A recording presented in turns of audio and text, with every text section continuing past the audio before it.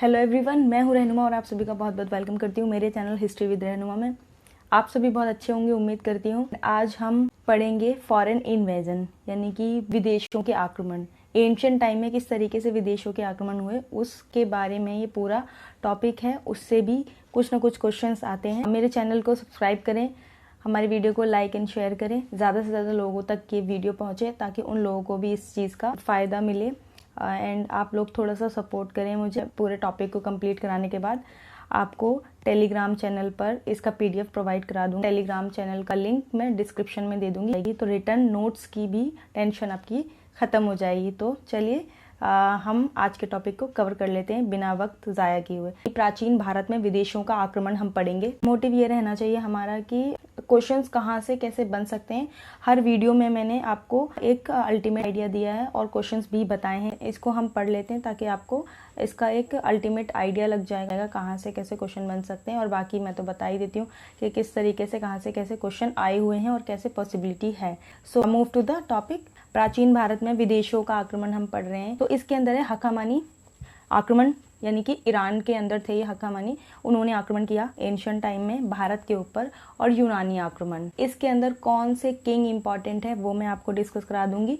और यूनानी आक्रमण यानी कि सिकंदर का जो आक्रमण है वो बेहद इंपॉर्टेंट है। कैसे इसके अल्टीमेट प्रभाव देखने को हमें मिलते हैं वो हम अच्छे से देख लेंगे। कोई भी चीज़ जब हम पढ़ते हैं तो हर चीज़ की एक बैकग्राउंड होता है। तो ये जो फॉरेन आक्रमण हो रहे थे, विदेशी लोग आक्रमण कर रहे थे भारत के ऊपर, तो वो इतना सफल क्यों हो रहे थे, क्या उसके पीछे रीज़न था, क्या सरकमस्टेंसेस थे, क्या कंडीशंस बनी थी जिसकी वजह से उनका आक्रमण सफल हो रहा था या फिर वो आक्रमण करने के लिए भारत की तरफ आ रहे थे। ठीक है, आपके दिमाग में वो एक खाका तैयार हो जाए कि पीछे कंडीशंस कैसी थी जिसकी वजह से यानी विदेशी आक्रमणकारी भारत की तरफ आना शुरू हो गए और आक्रमण किया, विस्तार किया और वहां पर जगहों को ऑक्यूपाई कर लिया। क्वेश्चन ये आ सकता है सबसे पहले भारत पर आक्रमण किसने किया था। ठीक है, तो पहले थे हखामनी। हखामनी कहाँ के थे? ईरान के थे। और सेकंड थे यूनानी। पृष्ठभूमि के अंदर क्या चीजें हैं जो आपका वेस्ट पार्ट है भारत की, गुजरात वाला एरिया है, तो ये वाला अफगानिस्तान पाकिस्तान वाला एरिया, वहाँ पर अराजकता और अव्यवस्था का वातावरण हो गया था। यानी कि बहुत ज्यादा सिस्टम बिगड़ चुका था और वहाँ की जो कंडीशन थी, सर्कमस्टेंसेस थे, वो खराब हो चले थे। ठीक है, खराब क्यों होंगे?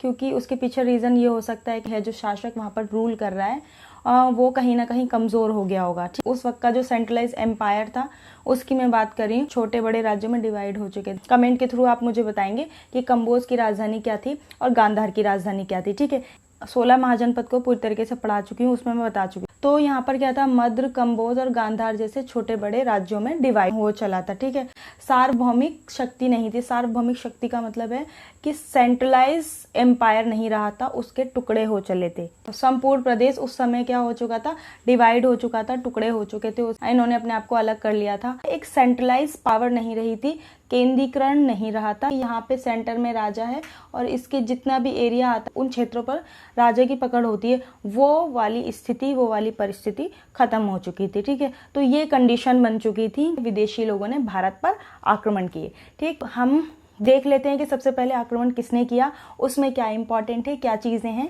वो मैं आपको अच्छे से डिटेल से सारी चीज़ें कवर करा दूंगी ताकि क्वेश्चंस भी कहीं नहीं जाएंगे।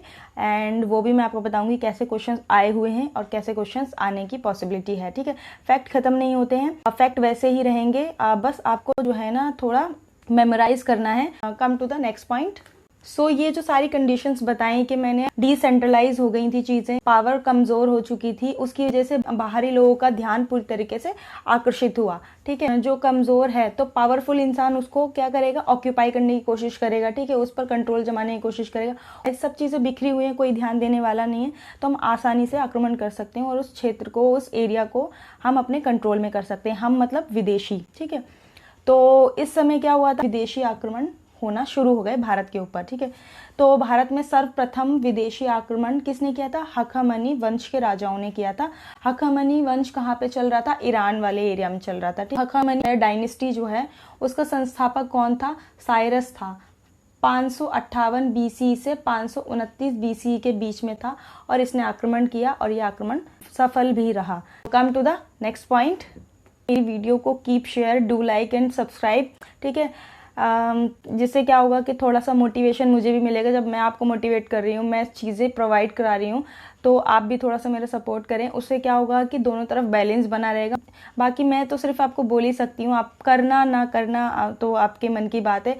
अब ये मैं बात करने लग गई होंगी तो बहुत सारे लोगों ने स्किप कर दिया होगा, क्योंकि उनको मतलब ही नहीं है कि मैं क्या बोल रही हूँ। तो कोई बात नहीं, जो लोग मुझे ध्यान से सुन रहे हैं, समझ रहे हैं, होप से उन्होंने मेरी बात समझी होगी।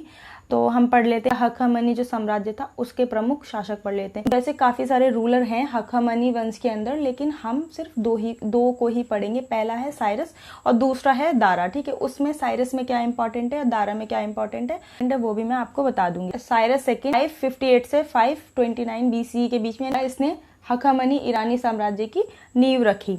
उसके बाद क्या होता है कि भारत के जो सीमावर्ती क्षेत्र हैं, ये आपका भारत है। ठीक है, ऐसे बना देती हूँ। उस वक्त पाकिस्तान वाला एरिया भारत के अंदर ही होगा, तो यानी अफगानिस्तान वाला क्षेत्र जो है उसके आसपास का, उसके बाहर की जो बाउंड्री है, ठीक, ईरान से ये लोग आकर आक्रमण करने लगे थे। कैस्पियन क्षेत्र में डरबाइक नामक पूर्वी जनजाति से लड़ रहा था साइरस, और उसकी वजह से उसकी डेथ हो गई। सिंध के पश्चिम में, यानी कि ये सिंध है, इसका वेस्टर्न पार्ट, यहाँ तक इन्होंने क्या किया, बाहरी लोगों ने आक्रमण करना शुरू कर दिया, यहाँ तक आ गए। दारा प्रथम या डेरियस प्रथम भी कहते हैं, 522 से 486 BC के बीच का टाइम पीरियड है। ये थोड़े ज़्यादा टाइम पीरियड तक रहे। इन्होंने क्या किया, इन्होंने भारत पर आक्रमण किया और ये सफलता प्राप्त करी। अरब है और मकरान तटों का पता लगाया। मकरान राजस्थान वाले एरिया को कह रहे हैं। ठीक है, M से डिनोट कर देती हूँ मकरान, यानी कि पता कोई कैसे लगाएगा, जब वहां तक एंटर किया होगा उसने तभी तो उसका पता लगाएगा। तो ये भारत के अंदर तक आ गए और 516 में हम क्या देखते हैं, गांधार को जीतकर फारसी साम्राज्य में मिला लिया। गांधार की राजधानी तक्षशिला थी और ये उस समय भारत के अंदर ही थी, तो इन्होंने गांधार को जीता और फारसी साम्राज्य में मिला लिया।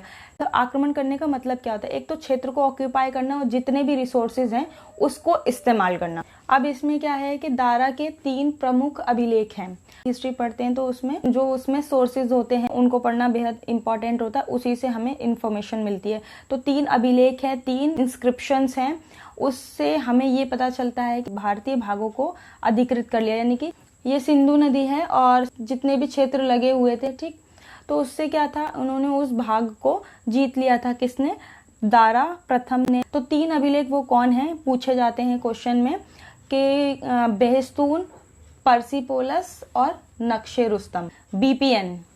तो ये 3 अभिलेख हैं, 3 इंस्क्रिप्शन हैं जो दारा प्रथम के बारे में इंफॉर्मेशन देते हैं। पूछा गया था कि बेहस्तून, पर्सिपोलस और नक्शे रुस्तम किसके अभिलेख हैं, किसकी इंफॉर्मेशन देते हैं। स्टेट लेवल पे पूछा जा सकता है, अब मे भी शायद SSC का लेवल बढ़ा दें तो ये भी पूछ सकते हैं। तो come to the next point, जो हखामनी आक्रमण हुए हैं भारत पर क्या प्रभाव पड़ा, इसको देखने के लिए इन पॉइंट्स को पढ़ना पड़ेगा और समझना पड़ेगा।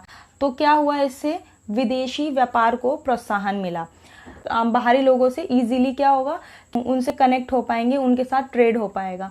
खरोष्टी लिपि का प्रचार हुआ, यानी कि अफगानिस्तान वाले एरिया में अरामाइक लिपि चलती थी। ए से डिनोट कर देती हूँ, अरामाइक, ब्राह्मी और खरोष्टी। ठीक है, तो ब्राह्मी जो है इंडिया के अंदर वाले पार्ट के अंदर, सम ऑफ पार्ट्स, खरोष्टी भी भारत के ऊपरी हिस्से में चलती थी। ठीक है, तो ये खरोष्टी लिपि जब वो लोग आ गए तो उसका कॉन्टेक्ट हुआ, तो ये खरोष्टी लिपि भी वहां तक फैलने लगी। ये एक ही पॉइंट है। अभिलेख लिखने की प्रथा इनके द्वारा शुरू की गई। जैसे हमने देखा कि BPN यानी कि बेहस्तून, पर्सिपोलस और नक्शे रुस्तम, ये अभिलेख थे जो दारा प्रथम के बारे में बताते हैं कि इन्होंने सिंधु नदी के तटवर्ती एरिया को कंट्रोल कर लिया था। ठीक है, तो अभिलेख लिखने की प्रथा जो है वो यहीं से शुरू हुई। ठीक है, आई होप आप लोग अच्छे से समझ पा रहे होंगे। तो अगर कोई क्वेरी हो, डाउट हो, तो आप कमेंट के थ्रू मुझसे पूछ सकते हैं, मैं उसको रिजॉल्व कर दूंगी। या मेरे टेलीग्राम चैनल को ज्वाइन करके वहां पर आप क्वेश्चन पुट कर सकते हैं। टेलीग्राम चैनल का लिंक मैं डिस्क्रिप्शन में दे दूंगी, वहां पर आप जाके ज्वाइन कर सकते हैं। So come to the next point, Maurya वास्तुकला पर ईरानी प्रभाव पूरी तरीके से झलकता है, पूरी तरीके से दिखाई देता है। किस किस चीज में हमें दिखाई देता है कि ईरानी प्रभाव नजर आ रहा है।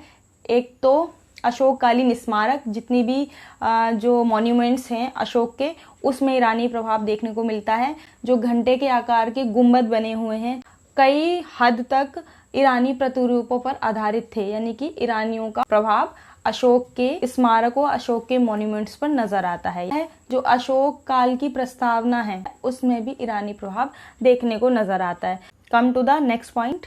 तो अब हम देख लेते हैं यूनानी आक्रमण। यूनानी आक्रमण में क्या इंपॉर्टेंट है? सिकंदर इंपॉर्टेंट। सिकंदर के फादर कौन थे? फिलिप सेकंड थे। ये कौन थे? मकदूनिया के शासक थे। क्वेश्चन मैंने देखा है कि सिकंदर कहाँ का शासक था, तो मकदूनिया का शासक था। जब फिलिप सेकंड की डेथ हो गई तो ये मकदूनिया की गद्दी पे बैठे, तो इसलिए सिकंदर भी कहाँ के शासक हुए? मकदूनिया के शासक हुए। ये 20 साल की कम उम्र के अंदर ये अल्पायु यहीं पर लिखा हुआ है। 20 साल की कम उम्र में ये सत्ता पर विराजमान हो गए। इसका ये नहीं है। अब इनकी डेथ कब होती है? इनकी 323 में बगदाद के निकट, बेबीलोन है, 20 से डिनोट कर देती हूँ, बगदाद के निकट बेबीलोन में इनकी डेथ हो जाती है। किसकी? सिकंदर। तो अब हम ये देख लेते हैं कि सिकंदर किस तरीके से भारत की तरफ बढ़ा, कौन कौन से अभियान थे और कहाँ से क्वेश्चन बन सकते हैं, वो हम देख लेते हैं। Come to the next point. ये गलत है, बेबीलोन में उसकी डेथ हुई। टाइप करते हैं तो एरर हो जाता है, ठीक है। Try to understand. सिकंदर की विजय के अभियान, पूरी दुनिया को फतेह करने का सपना देखता था, ख्वाब देखता था सिकंदर, ठीक है। तो अब हम उसके विजय अभियान देख लेते हैं। इंपॉर्टेंट तो है। 326 बीसी में बल्ख वाले एरिया को जीत लिया। बल्ख कौन सी जगह पर? In the present time Afghanistan वाले एरिया में बल्ख पड़ता है, ठीक है। काबुल को क्रॉस करते हुए, हिंदू कुश पर्वत को पार करते हुए भारत के अंदर एंट्री मार गया। कौन? सिकंदर। और तक्षशिला का जो शासक था आम्भी, इसने क्या किया?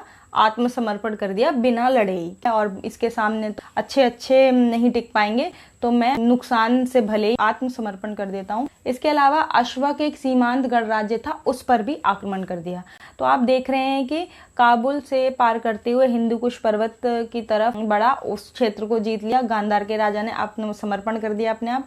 अश्वक एक सीमांत गणराज्य था, उसने भी उस पर भी आक्रमण कर दिया। तो ओवरऑल धीरे धीरे वो भारत के आंतरिक क्षेत्रों में घुसता चला आ रहा है। वेरी इंपॉर्टेंट, याद रखना है, बहुत सारे एग्जाम्स में ये क्वेश्चन पूछा गया था। सिकंदर की लड़ाई किसके साथ हुई थी? या सिकंदर का जो युद्ध हुआ था उस युद्ध का नाम क्या था? सिकंदर ने जो युद्ध किया था कौन सी नदी के पास लड़ा गया था? तो अब मैं इसको एक्सप्लेन कर देती हूँ कि सिकंदर को पंजाब के शासक पोरस के साथ युद्ध करना पड़ा, क्योंकि पोरस एक ग्रेट और महान राजा था। वो ऐसे तो झुकने वाला नहीं था।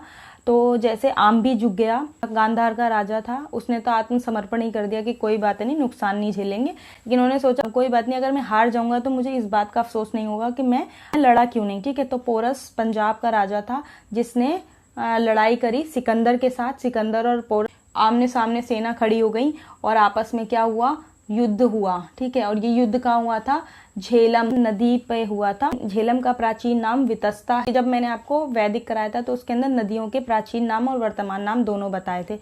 जिसने नहीं देखी वह प्रीवियस वीडियो को देख सकता है और उसको पता चल जाएगा। इस युद्ध का नाम क्या था जो पोरस और आपके सिकंदर के बीच में हुआ था? तो उस युद्ध को कहते हैं हाइडेस्पीच या फिर झेलम का युद्ध या वितस्ता का युद्ध के नाम से जाना जाता है। इतिहास के अंदर बहुत ही महत्वपूर्ण है। फाइनली क्या होता है? पोरस की हार हो जाती है। 19 महीनों तक भारत में रहा और व्यास नदी के तट पर पहुंचकर उसको पार करने से मना कर दिया। उसको मतलब उसके सैनिक, यहाँ पर सैनिक है, इसमें भी एरर है, सैनिक, उसके सैनिकों ने मना कर दिया, हथियार डाल दिए कि अब हम नहीं लड़ सकते, बहुत समय से हम लड़ रहे हैं। एक मनोबल भी तो गिर जाता है। कंटिन्यू उसको एक के बाद एक युद्ध में उसको शामिल किया जाएगा, तो एक आर्मी का मनोबल भी तो होना चाहिए, थोड़ा गैप भी तो होना चाहिए। तो उसकी आर्मी भी आधे से ज्यादा हार मान चुकी थी कि अब हम नहीं लड़ पाएंगे। कौन सी नदी? व्यास नदी को पार करने से मना कर दिया। सिंधु, झेलम, चिनाब, रावी, व्यास, यानी कि जो सिकंदर की सेना थी वो यहाँ तक पहुंच गई थी और फाइनली व्यास नदी के पास पहुंचकर दक्षिण तट पर उसने कह दिया कि अब हम आगे नहीं बढ़ेंगे, यानी कि सतलज, इसके बाद सतलज आता है, यहाँ पर जगह नहीं है, सतलज। तो अब सतलज तक नहीं पहुंच सकते, अब वापस हमें कहाँ जाना पड़ेगा? वापस अपने देश की तरफ रवाना होना पड़ेगा। तो जब आर्मी ही हार मान चुकी है तो सिकंदर क्या अकेले लड़ पाएगा? अपने भारत को अकेले तो जीत नहीं सकता, आर्मी के बल पर ही सारी चीजें कर रहा है। फाइनली क्या हुआ कि सिकंदर की सेना ने हार मान ली। भी विजित प्रदेश है, जो भी एरिया सिकंदर ने जीता है वो फिलिप को सौंप कर क्या करता है? 325 में वापस लौट जाता है। स्टार्टिंग मैंने आपको बताया था 323 में उसकी डेथ हो गई है। ईसा पूर्व के लिए जितनी भी घटनाएं हैं वो उल्टे क्रम में चलती हैं। तो 325 में ये वापस लौट जाता है।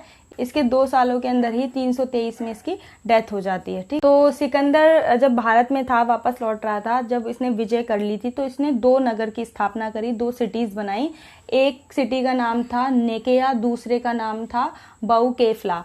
तो निकेया का नाम क्या था? विजय प्राप्त करने के उपलक्ष्य में, जितनी भी विजय वो विक्ट्री करता जा रहा था, उसके उपलक्ष्य में निकेया नगर अपना जो उसका फेवरेट घोड़ा था जिस पे बैठ के वो लड़ रहा था, उसके नाम पर उसने बाउकेफला नामक नगर की स्थापना कर दी। देखिए, जो सिकंदर ने भारत पर जो आक्रमण किया था उसका भारत पर क्या इफेक्ट पड़ा, तो एक तो ये हुआ कि पश्चिमोत्तर भारत के छोटे छोटे राज्यों का एकीकरण हो गया, यानी कि जो विकेंद्रीकरण था, यानी कि छोटे छोटे भागों में जो भारत विभाजित हो गया था उस समय, पश्चिमोत्तर प्रांत वाला एरिया, जिसकी वजह से भारी लोगों को आकर्षित किया। सेंटर में पावर नहीं थी और सब अपने अपने उसमें लगे हुए थे, वापस उस एरिया में एकीकरण हो गया। क्यों? क्योंकि उन्हें एक चीज़ ये लग गई थी कि भाई जैसे डिसेंट्रलाइज हो जाएंगी चीज़ें, एक पावर नहीं रहेगी, सत्ता केंद्र पर कोई नहीं बैठा रहेगा राजा, तो उससे क्या होगा, भारी लोग आ सकते हैं, वापस आक्रमण कर सकते हैं। तो एकीकरण वाली स्थिति हो गई। इससे क्या हुआ कि स्थल और जल मार्ग दोनों खुल गए। ठीक, यूनानियों की छत्र प्रणाली और मुद्रा निर्माण कला को भारतीयों ने अडॉप्ट किया। मुद्रा बनाने का, जो करेंसी निर्माण करने की जो कला थी, वो हमने यूनानियों से ही सीखी है। उलूक शैली के सिक्के इसी के परिणाम थे। उलूक शैली में इन्होंने कॉइन्स इजाद किए, कॉइन्स बनाए, करेंसी बनाई। ठीक है, गांधार शैली की कला का विकास यूनानी प्रभाव है। गांधार शैली में क्या होता है, ग्रे कलर का पत्थर होता है, उस मूर्तियां निर्माण की जाती हैं, बिल्कुल एक यथार्थ रूप में वो मूर्ति लगती है, ऐसा लगता है बस जान डालने की जरूरत है। तो ये सारे आर्ट हमने किससे सीखी? यूनानियों से सीखी। ठीक है, सिक्के बनाने की कला हमने किससे सीखी? मैंने आपको बताया था, आपको कमेंट बॉक्स के अंदर आपको बताना है मुझे। ठीक है, भारत में यूनानी कला का सम्मिश्रण, यानी भारतीय यूनानी दोनों कला का मिश्रण देखने को मिलता है। Thank you so much. Rest we will continue our next class. Do like, share and subscribe to my channel. Keep support and stay safe, stay healthy. We will meet next video. Thank you so much.